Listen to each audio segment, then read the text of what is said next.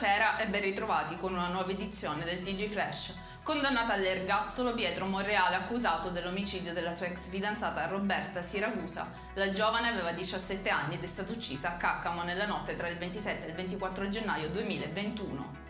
Grave incidente a Chiaramonte Gulfi nel Ragusano. Lo scontro ha interessato 2 auto e una bici. Ad avere la peggio il ciclista in prognosi riservata al Cannizzaro di Catania. In corso le indagini sul caso.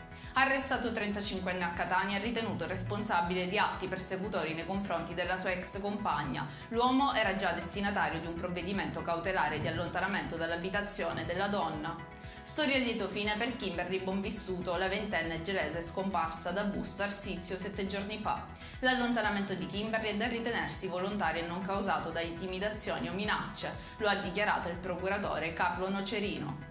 Infine il meteo per la giornata di domani. La Protezione Civile regionale ha diramato lo stato di allerta gialla per le province di Messina, Palermo e Trapani. In leggero aumento le temperature.